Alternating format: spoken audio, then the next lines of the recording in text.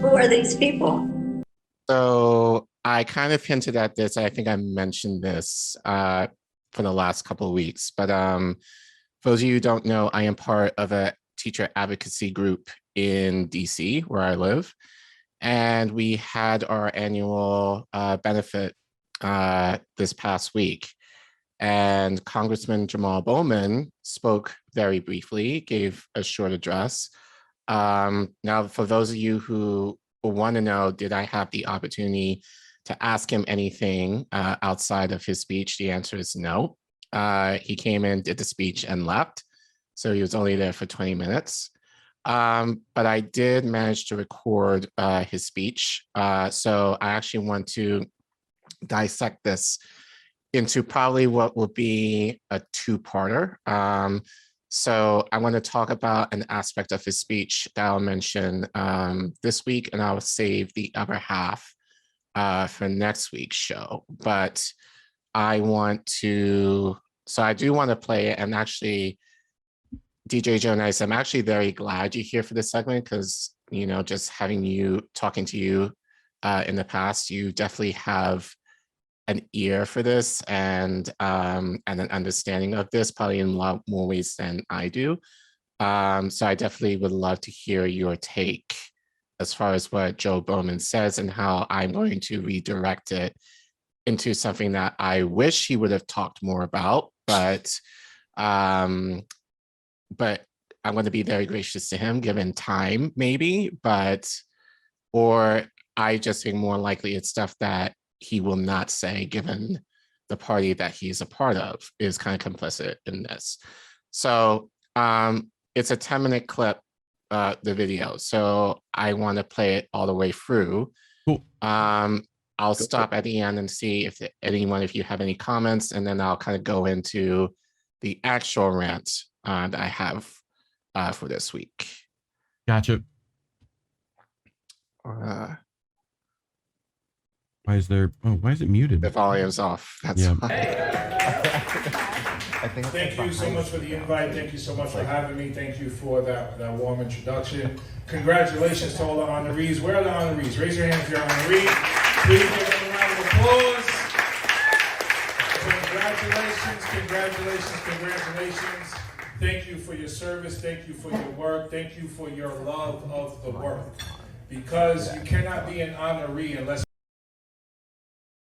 you have love, true, deep, real love for the work that you are doing, for the kids that you are serving, for the families that you are serving, and for the communities you are serving. When teachers talk about love, and when activists in education talk about love, it's not a cliche for us. When people ask us why we're doing this, how is the work going, and they ask questions like that, the core answer is love. When I worked in education for 20 years, I was a teacher, I was a school counselor, I was a middle school principal. I did it for 20 years. I went to work every day. When you're sick, you push through, you do what you gotta do, and you do it because you love the work that you do. But you also realize how important that work is to not just transforming the lives of the kids and families that you serve, but transforming the nation into what it is meant to be and what it claims it wants to be. That work, that real work lives in our schools each and every day and lives in our classrooms as a sacred space. So I would not be here in Congress if it wasn't for my time as a teacher. I would not be here in Congress if it wasn't for my time as a school counselor. I don't even know if you know I was a school counselor. I wouldn't be here if it wasn't for my time as a middle school principal, because when you're in those spaces, all of the issues of society intersect at your doorstep every day, intersect in your classroom every day. Oh, thoughts, boys and girls. Where do we begin? Oh my goodness. Jeez. Mike.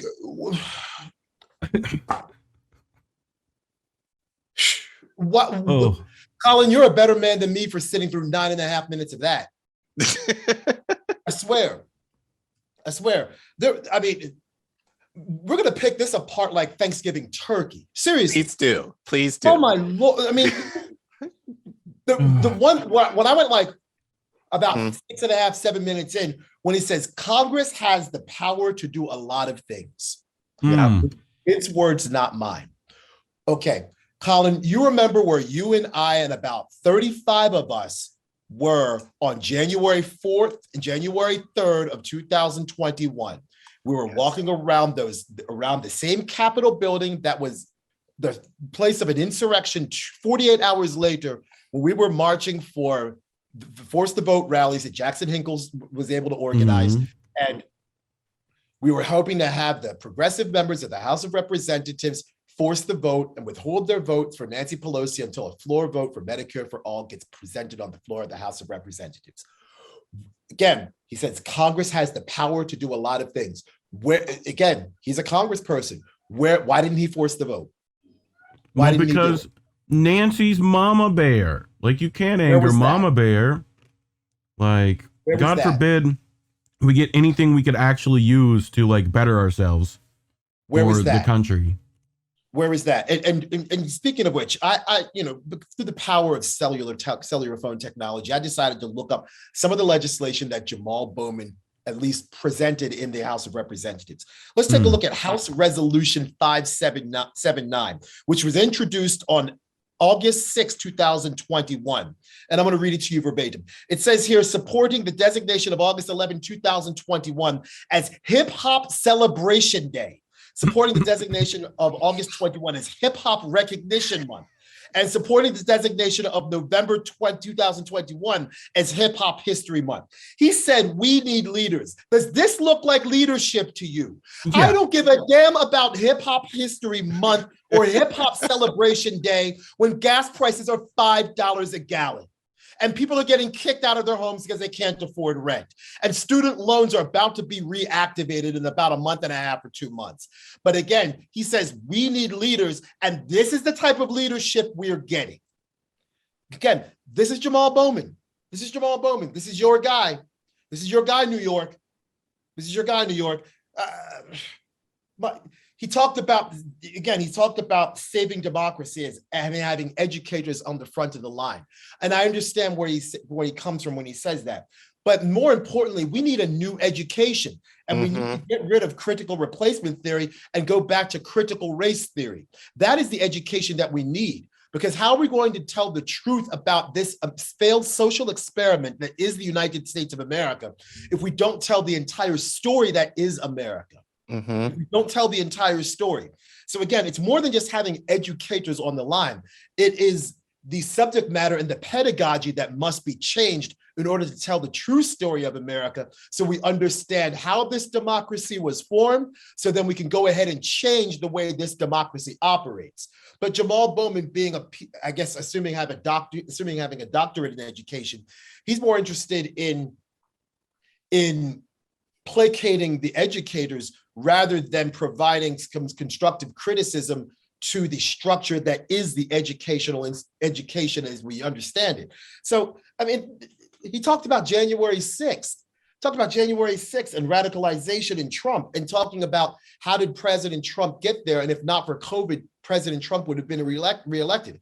I thoroughly agree with that. And if President Trump had actually done something for the people, other than, hell, if President Trump had put on a mask, he's getting reelected.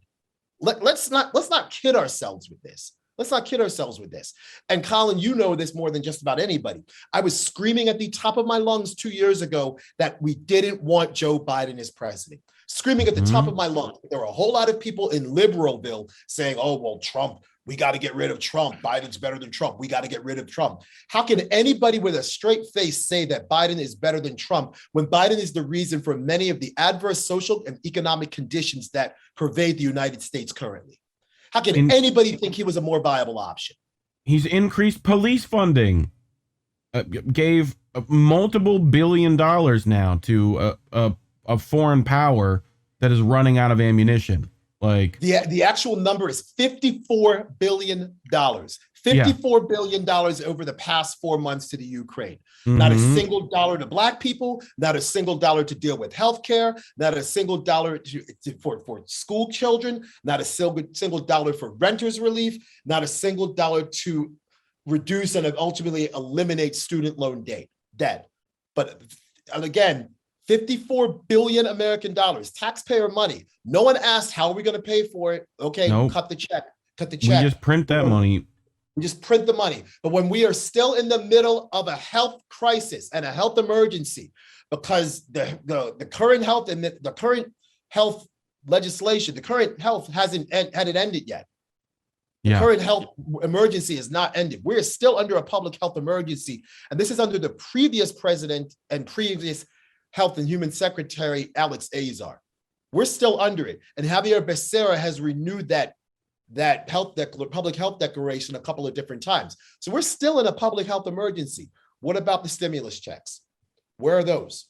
Where are those? Where's the money? Why did we end unemployment? People are still unemployed and underemployed. Where is that money? $54 billion can help a lot of people. $54 billion can help a lot of small businesses. Where is that money? But no, let's go ahead and send it to a foreign power. Let's go ahead and send it to a foreign power. It's crap. Then this whole stuff he talked about eugenics on top of that, like, right? When, how, where, right now, right. Like, you know, right.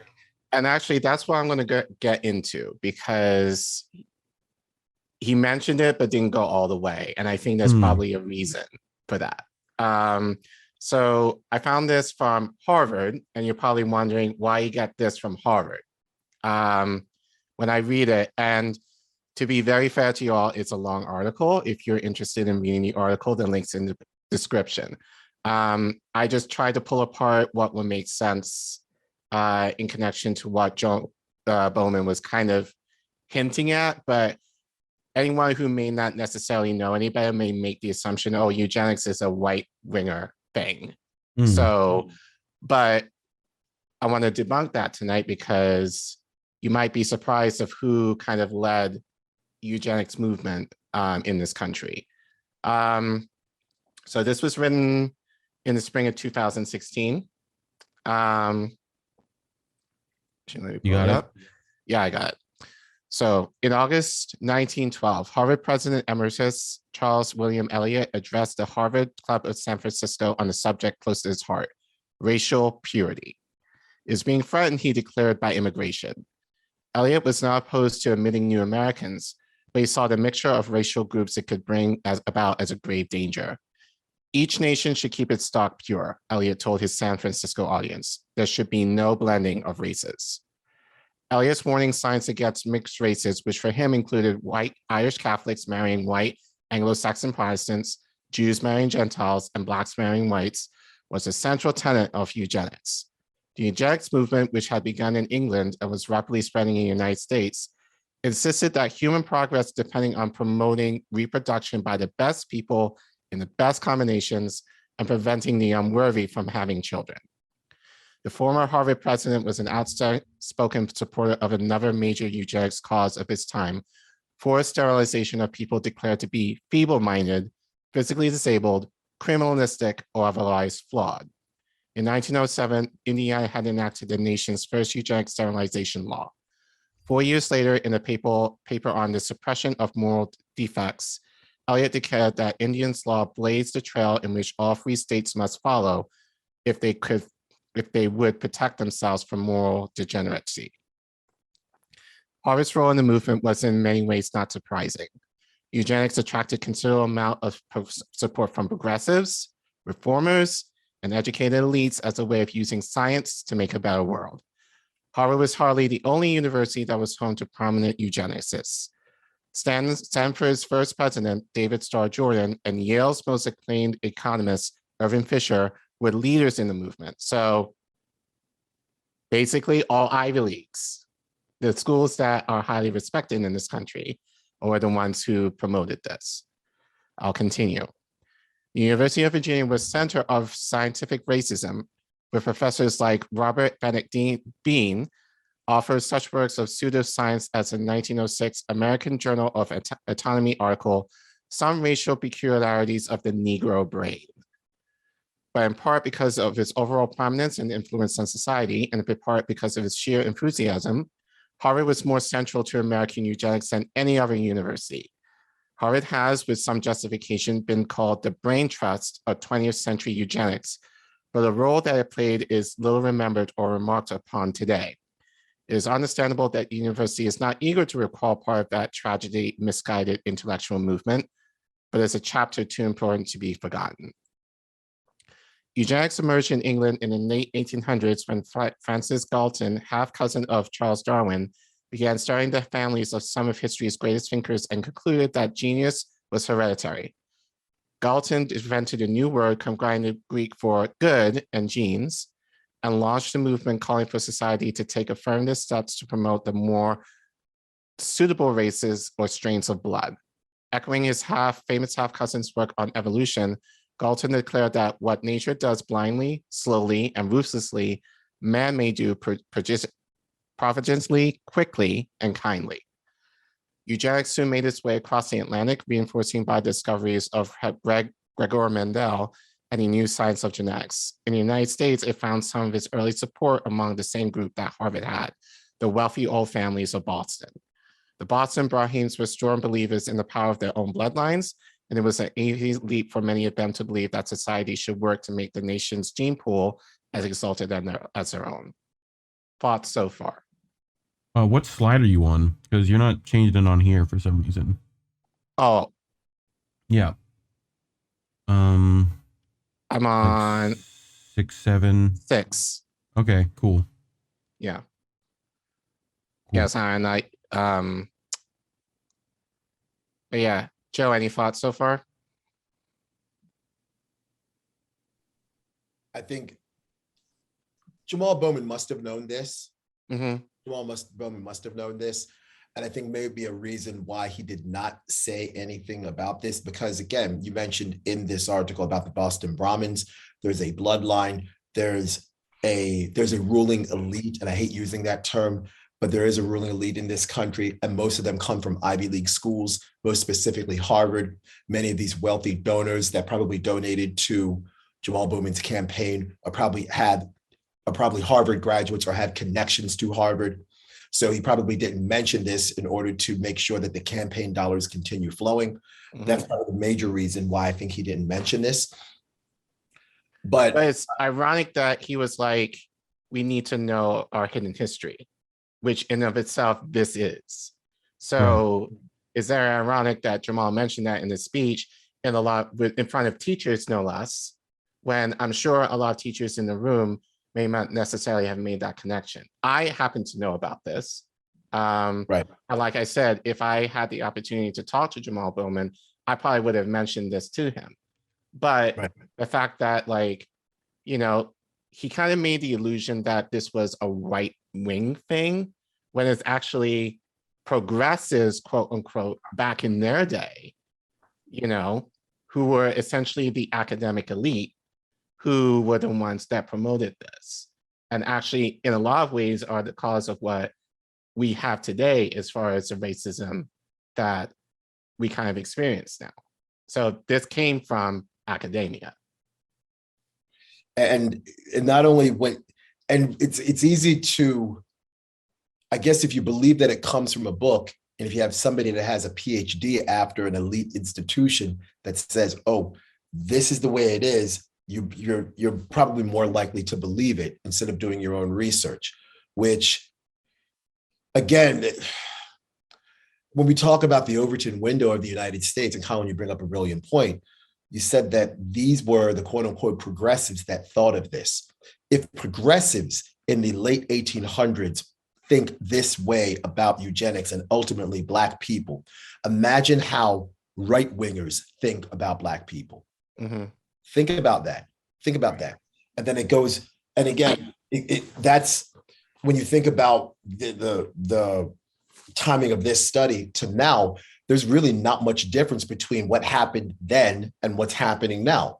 Because you think about the progressives, or quite honestly, the Democratic Party, they are just as racist as the Republicans. They're just as racist. And in many instances, they're probably worse, because the Republicans are honestly dishonest. The Democrats are dishonestly dishonest. And when you talk about the dishonest being honestly dishonest, take a look at this eugenics study. Take a look at how academia is used to promote a racist ideology. I mean, it's mind-boggling, mind-boggling. And I'm disappointed that Jamaal Bowman didn't mention this. Right. Do you want to turn the slides, Reef, or I can. because I think I kind of messed up. Okay. Okay. Thank you. Yeah. As eugenics grew in popularity, it took hold at the highest levels of Harvard. A. Lawrence Lowell, who served as president from 1909 to 1933, was an active supporter. Lowell, who worked to impose a quota on Jewish students and to keep Black students from living in the yard, was particularly concerned about immigration, and he joined the eugenicists in calling for sharp limits. The need for homogeneity in a democracy, insisted, justified laws for resisting the influx of great numbers of a greatly different race. If Harvard's embrace of eugenics had somewhat remained within the university confines as merely an interventional school of thought, the impact might have been contained. But members of the community took their ideas about genetic superiority and biological engineering to Congress, to the courts, and to the public at large with considerable effect. In 1894, a group of non-aligned met in Boston to found an organization that took a eugenic approach to what they considered the greatest threat to the nation: immigration. Prescott, Woods Hall, Charles Warren, and Robert de Courcy Ward were young scions of old New England families, all from the class of 1889. They called the organization the Immigration Restriction League, but genetic thinking was so central to their mission that Paul proposed calling it the Eugenic Immigration League. Joseph Lee, not naming all of that, scion of a wealthy Boston banking family and twice elected a Harvard overseer, was a major funder, and William DeWitt Wright, another future overseer and the president of Bowdoin College, served as a vice president. The membership rolls quickly filled with hundreds of people united in xenophobia, many of them Boston Brahims and Harvard graduates. Their goal, was to keep out groups they regarded as biologically undesirable. Immigration was a race question, pure and simple, Ward said. It is fundamentally a question as to what races shall dominate in the country. League members had made no secret of who they met: Jews, Italians, Asians, and anyone else who did not share their Northern European heritage.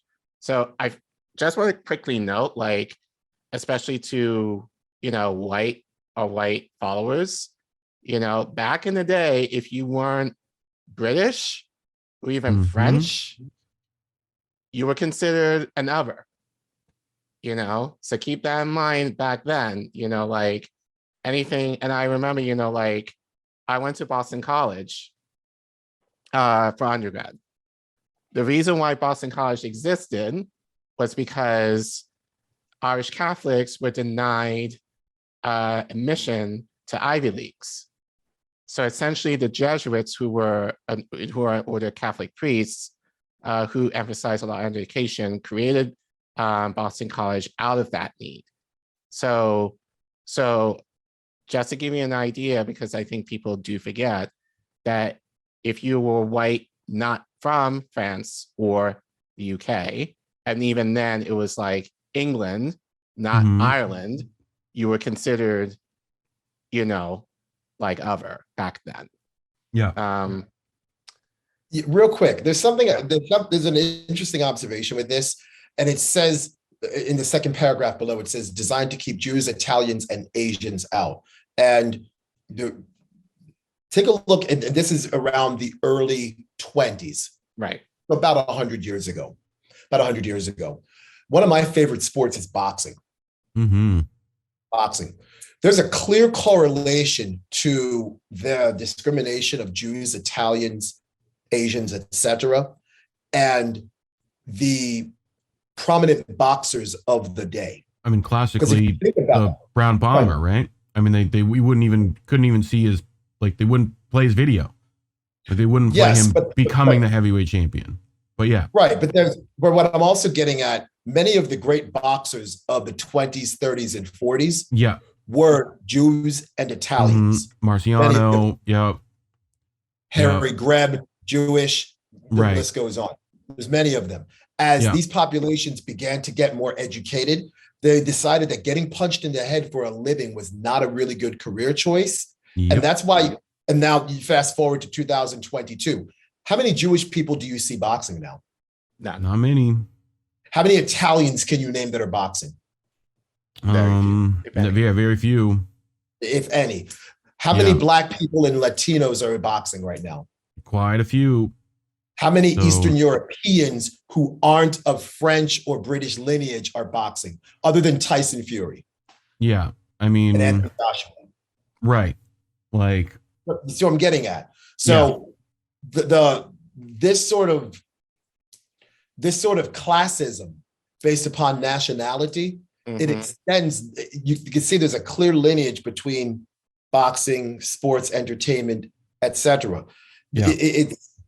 There's a lot more to discuss, but I know we're kind of short on time. So let's continue on. Okay. Yeah.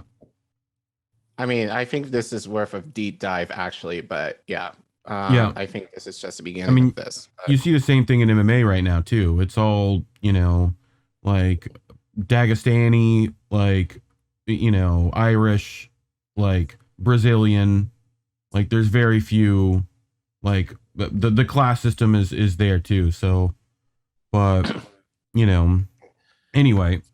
All right. Drawing on Harvard's influence to pursue its goals, recruiting alumni to establish branches in other parts of the country, and boasting President Lowell himself as its vice president, the Immigration Restriction League was remarkably effective in its work. Its first major proposal was a literacy test, not only to reduce the total number of immigrants, but also to lower the percentage from Southern and Eastern Europe, where literacy rates were lower. In 1896, the League persuaded Senator Henry Cabot Lodge of Massachusetts to introduce a literacy bill. Getting it passed and signed into law took time, but beginning in 1917, immigrants were legally required to prove their literacy to be admitted into the country. The League scored a far bigger victory with the passage of the Immigration Act of 1924. After hearing extensive expert testimony about the biological threat posed by immigrants, Congress imposed a harsh national quotas to decide to keep Jews, Italians, and Asians out. As the percentage of immigrants from Northern Europe increased significantly, Jewish immigration fell from 190,000 in 1920 to 7,000 in 1926. Italian immigration fell nearly as sharply, and immigration from Asia was almost completely cut off until 1952. Jeez. And you think about Asia, immigration from Asia, many of those people were placed in internment camps. Right. You got it? Not only in the United States, but also in Canada, country I used to live in. Right. Yeah. You got it, Colin? Oh. Oh, that came. I think that's okay. I think they're the same thing. Yeah, I think it's all right. It's just one clip that I didn't want to use. While one group of alumni focused on inserting eugenics into immigration, another prominent alumnus was taking the lead on the broader movement. Charles Benedict Davenport taught zoology at Harvard before founding the Eugenics Record Office in Cold Spring Harbor, New York in 1910. Funded in large part by Mrs. E.H. Harriman, widow of the railroad magnate, the ERO became a powerful force in promoting eugenics. It was the main gathering place for academics studying eugenics and a driving force in promoting eugenic sterilization laws nationwide. Eugenics followed much the same arc at Harvard as it did in the nation at large. Interest began to wane in the 1930s as the field became more closely associated with the Nazi government that had taken power in Germany. By the end of the decade, Davenport had retired and the ERO had shut down. The Carnegie Institution, of which it was part, no longer wanted to support eugenics research and advocacy. As the nation went to war against a regime that embraced racism, eugenics increasingly became to be regarded as un-American. It did not, however, entirely fade away at the university or nationally. Ernest Houghton, chairman of the anthropology department, was particularly outspoken in support of what he considered a biological purge. In 1936, while the first German concentration camps were opening, he made a major plea for eugenic sterilization, but he emphasized that it should not target any race or religion. The United States also held on to eugenics, if not as enthusiastically as it once did. In 1942, with the war against the Nazis raging, the Supreme Court had a chance to overturn Buck versus Bell and hold eugenic sterilization unconstitutional, but it did not. The court struck down an Oklahoma sterilization law, but on this extremely narrow grounds, leaving the rest of the nation's eugenic sterilization laws intact. Only after the Civil Rights Revolution in the 1960s and changes in popular views towards marginalized groups did eugenic sterilization began to decline more rapidly. But states continued to sterilize the unfit, quote unquote, until 1981. You know what? That last paragraph, could we go back to that last paragraph, please? Yes, we can. Thank you. Where it says, but eugenic sterilization began to decline more rapidly, but states continued to sterilize the unfit in 1981. I grew up in Baltimore. Baltimore at one point was the teenage pregnancy capital of the world. Mm-hmm. Teenage pregnancy running rampant in the city. When I was living there as a child, there was a birth control implant called Norplant that was given to young Black girls to avoid teenage pregnancy. Yeah. And in many instances, many of the young girls grew up to be women and ended up unable to give childbirth, to bear children as a result of harsh side effects from Norplant. So when this article says that eugenic sterilization begin to decline more rapidly, but states continued to sterilize the unfit until 1981, that's completely false. Because not only did Baltimore go ahead and hand out Norplant birth control devices, and it was a small cylinder that was implanted under the skin, usually under the arm. There are plenty of cities that did this. And let's not forget, we talk about eugenic sterilization. It's not just from a biological perspective, but we can also look at this legislatively. Take a look at how many families were separated as a result of harsh drug policies, mostly almost entirely because of Joe Biden. Take a look at all the bills that he wrote that locked up a generation of Black people. So when you talk about eugenic sterilization, it's not just, at least from my understanding, or at least trying to connect the dots here, it's not just a matter of making sure that we sterilize the unfit. It's also making sure that the unfit, quote unquote, are unable to reproduce by any means necessary. And a great way to do that is to lock up a generation of Black and brown people because of nonviolent drug offenses. Right. Yeah. Right. Yeah. So really, yeah, I think, as I said, this is definitely worth a deep dive. And this is a tweet that I just pulled from Bowman last week. It was a whole thread. And I think I'll definitely want to talk about, the Great Replacement Theory next week. But he says here, today, I'm proud to stand here and lead the introduction of this resolution that condemns the Great Replacement Theory as a white supremacist conspiracy theory that seeks to murder minorities, Jews, Muslims, and immigrants alike. But as you could see, just given kind of a somewhat extensive look at eugenics, again, this is not a white wing talking point. This was developed, like you can argue that a lot of how we view racism, especially now in this century, has been developed by what we deem as what would have been the equivalent of progressives today.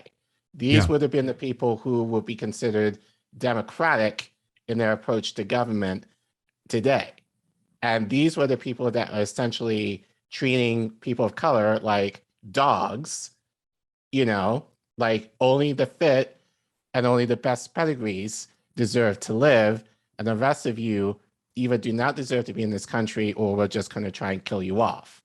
So sorry, Congressman Bowman, like, you're right to kind of call this out, but I wish you would have went all the way and kind of spoke how, in a lot of ways, your party is complicit in this history as far as knowing all of this. And you didn't say this in front of teachers who, I'm not even sure if many of them would know this personally, but if you're going to tell it, you might as well tell the whole hidden history that you failed to mention to us last week. I agree. And Colin, you bring up an excellent point. You mentioned, quote unquote, his party being the Democratic Party, and a Democratic Party that is just as anti-immigration as the Republicans. just as anti-immigration as the Republicans. Let's not forget the main architect of the bill that created anti-immigration, the main architect of the bill that eventually ended up with all those Black and brown people being locked in cages at the border, all of the Haitians that were whipped by Customs and Border Protection agents months back. The one person that's the main architect of all of this is none other than the current president of the United States, Joseph Robinette Biden Jr. Because let's revisit this as we're talking history. In 1995, Joe Biden wrote and sponsored the Counterterrorism Act of 1995. The bill was never passed in Congress. 6 years later, the Patriot Act got passed. The Patriot Act is an anti-immigration bill. That is what it is. Because let's remember, Joe Biden spent the previous 10 years from 1984 to 1994 locking up brown and Black people with various bills. The Comprehensive Asset Forfeiture Act of 1984, Anti-Drug Act of 86, Sentencing Act of 87, Anti-Drug Act of 1988, the Crime Control Act of 1990. And let's remember this: the first crime bill was not written in 1994. It was written in May of 1991. It was the Violent Crime Control and Law Enforcement Act of 1991. Joe Biden wrote and sponsored the bill. It never got passed. 6 months later, he goes ahead and teams up with a segregationist named Strom Thurmond. Remember him, Strom Thurmond. Served 47 or 48 years in South Carolina. In 1948, he was the head of a political party known as the Dixiecrat Party, which was an offshoot of, get ready for this, the Democratic Party. Strom Thurmond was a Democrat.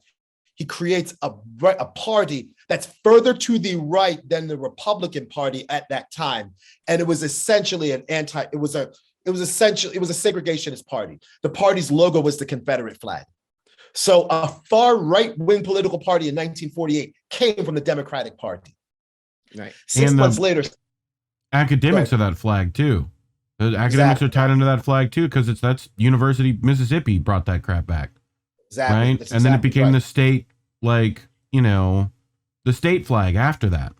It was the state flag. It's no longer the state flag anymore. Right. But I'm saying after it was the university first. Correct. And then the state picked it up and it was essentially to keep segregating college. That was the desegregating, sorry. Correct. And let's not. It was also that the Ole Miss rebels. The rebel was understood to be a Confederate general. You also saw this with other colleges such as Nichols State, which I also think is in Alabama. Nichols State refers to their students as clientele, and it was named after a Confederate war general named, I think, Henry Nichols, who again was a segregationist, slave owner, etc. But getting back to Strom Thurmond created the Dixiecrat Party in 1948, which was an offshoot of the Democratic Party. It wasn't an offshoot of the Republican Party. And then this is the man that Joe Biden went ahead and wrote the second version of the crime bill in November of 1991. 1992, Bill Clinton gets elected. 1993, Joe Biden wrote and sponsored the Senate version of the crime bill, sat with a bunch of senators and a bunch of other police unions to write the crime bill. Omnibus crime bill gets passed in 1994. So again, Joe Biden spent all these years locking up brown and Black people, otherwise known as the quote unquote unfit. Let's remember, it was Hillary Clinton that called these Black children super predators. Okay, super predators. That sounds like unfit as far as given everything you just described, Colin. Right. So when we think about the history of eugenics and we link it to the current day political scene that we're in right now, not much has changed.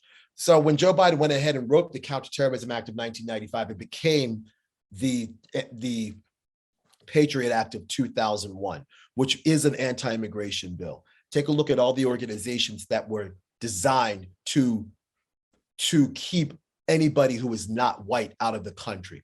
Customs and Border Protection, Immigrations and Customs Enforcement, otherwise known as ICE. Transportation Safety Administration, which will go through your luggage if you so much as had 4 ounces of hummus in your backpack and think you're crazy. So again,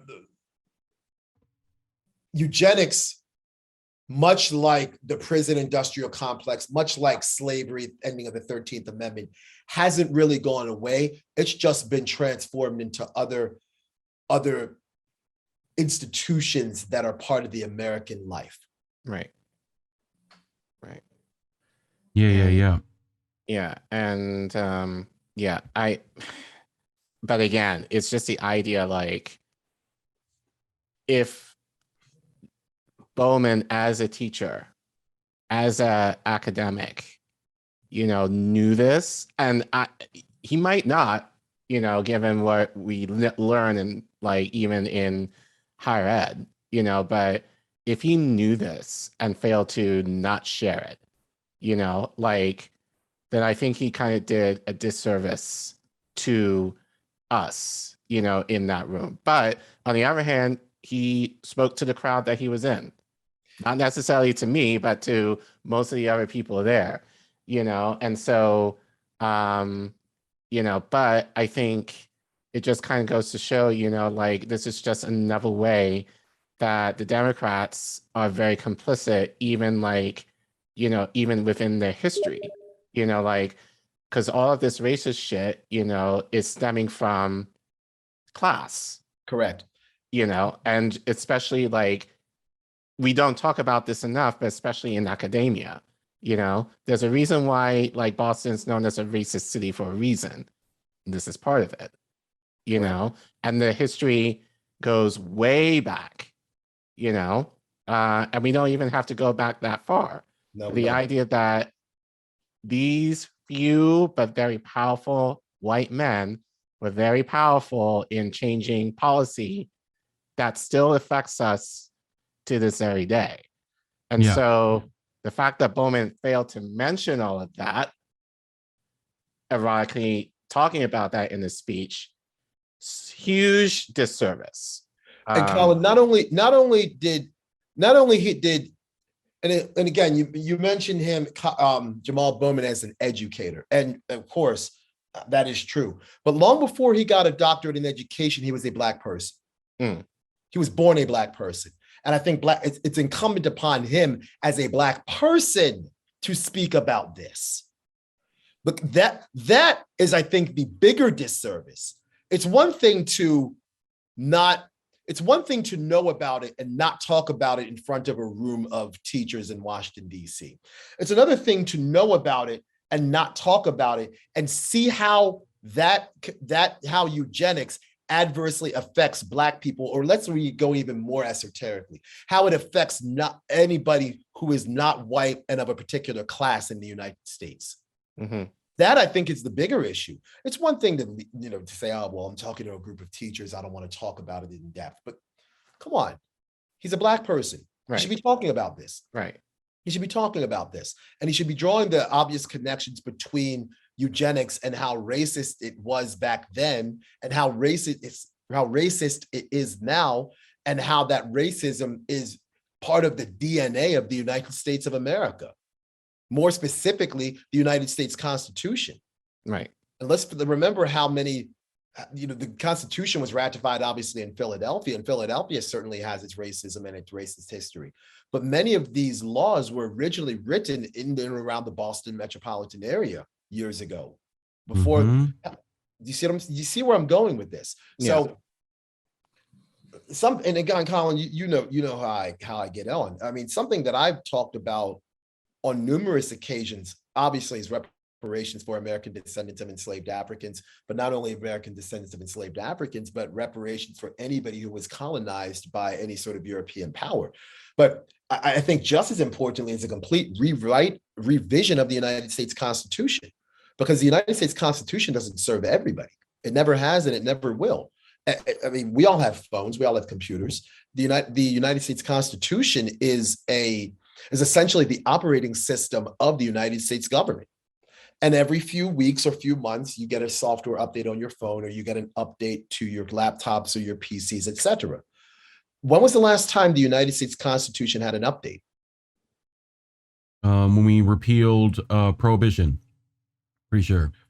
Well, the 27th Amendment was, I want to say, about 30 years ago. So we're probably talking 1992. 1992. But when we're talking about the true pieces of legislation that actually matter in the United States, realistically, the first, oh boy, we talk about 13th Amendment ending slavery, 14th Amendment equal protection under the law, 15th Amendment allowing Black men the right to vote, 19th Amendment allowing women the right to vote, the 23rd Amendment allowing people in Washington, D.C. to vote for the presidency of the United States. We're talking about hundreds of years of legislation that was built to essentially serve white men, wealthy, white, land-owning, Black people-owning men. That's really what we're dealing with. And quite honestly, much has changed since the ratification of the Constitution on March 4th, 1789. So up until the 13th Amendment, people like me and Colin weren't considered human beings. We were considered property. Right. So I think if we're going to go ahead and talk about anything involving eugenics, involving the history of the United States, we need to not only look at critical race theory more intensely and with more granularity, but we also need to take a look at the United States Constitution. Because if we're going to go ahead and move forward as a functioning democracy, then the standard for which that democracy rests upon must also be changed, and changed permanently. Yeah.